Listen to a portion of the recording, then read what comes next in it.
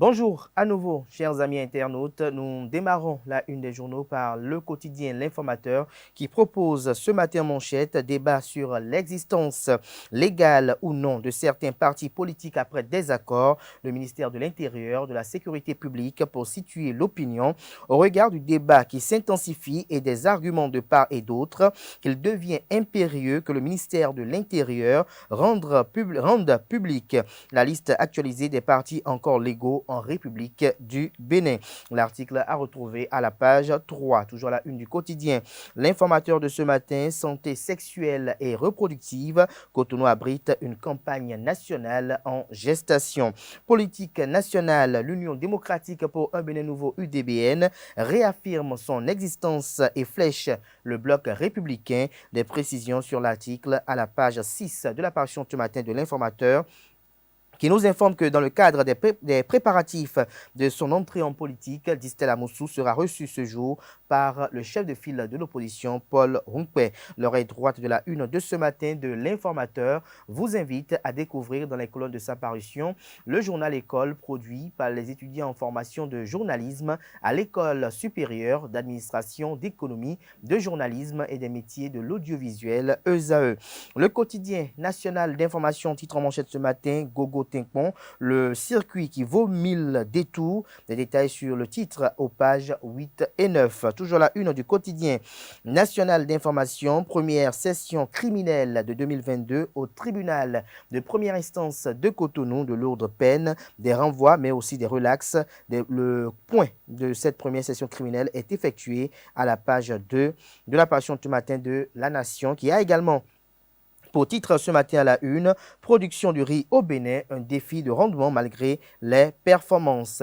Fraternité, titre en manchette ce matin, naissance de l'Union progressiste Le Renouveau, grincement de dents pour des élus Union progressiste UP, gestion des frustrations, un exercice périlleux pour Joseph Diogbenou, estime le confrère ce matin. Passage du secondaire à l'université, la vie d'étudiant au piège du libertinage.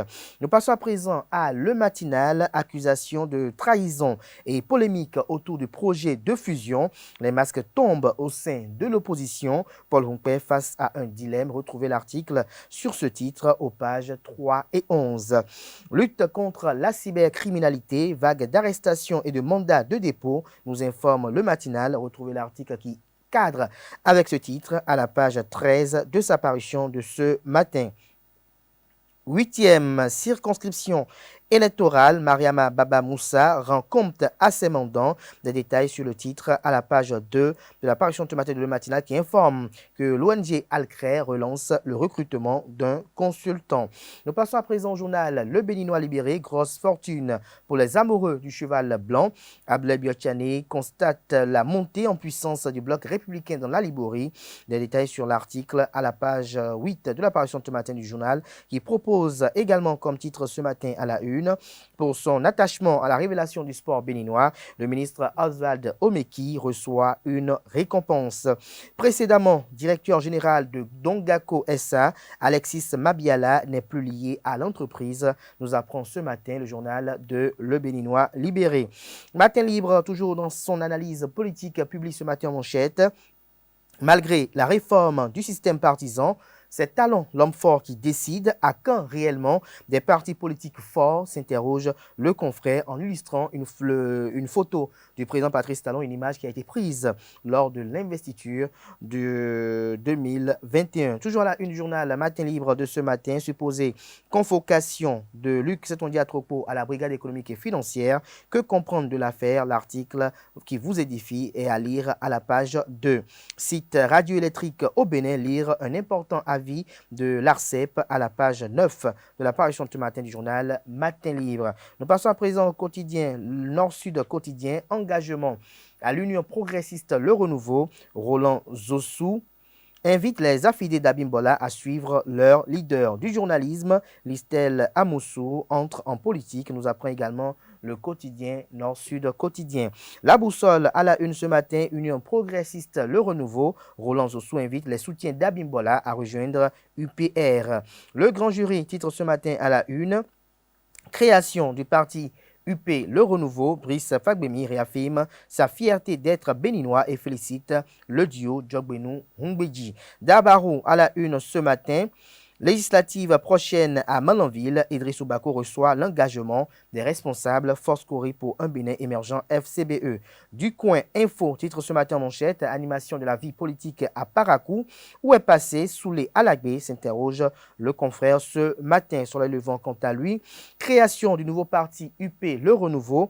Le Sécu Benoît Kebo salue l'ouverture d'esprit de Djogbenou et de Hungbeji. Il invite tous les militants à une synergie d'action pour une large victoire.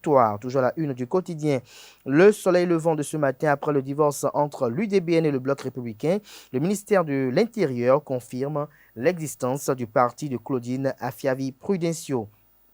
Tribune de l'opinion titre ce matin à la une en disant vouloir attendre ce qui va se passer alors que certains de leurs collègues ont rejoint le nouveau site. Un groupe de conducteurs de Ita Carrefour se moque du préfet Jean-Claude Kodia, l'autorité tenue d'intervenir pour les discipliner. Le premier quotidien économique du Bénin avec une interrogation pertinente ce matin en manchette. Nouveau moyen de paiement en Afrique de l'Ouest. Les crypto-monnaies, une menace pour les banques, s'interroge le confrère. Endettement, la Chine annule 23 prêts dans 17 pays africains. L'actualité pour finir ce matin, partenariat entre la Chine et les pays africains. La Chine procède à l'annulation de 23 prêts accordés à 17 pays africains. Toujours la une du journal. L'actualité de ce matin, conflit politique dans l'espace CE2AO, communauté économique des États de l'Afrique de l'Ouest. L'ancien président de la République du Bénin, Boniaï, médiateur en Guinée-Conakry. L'article à retrouver à la page 2. Après plus de 30 années de carrière en journalisme et en communication, Distel Amoussou s'annonce sur la scène politique. Ce sera tout pour la présentation de quelques titres parus ce jour dans la presse locale. Les quotidiens sont disponibles dans les kiosques au prix de 300 francs CFA, également accessibles en ligne pour ceux d'entre eux disposant d'un site internet. D'autres quotidiens également sont vendus au prix de 500 francs CFA. Passons à présent au bulletin matinal d'information.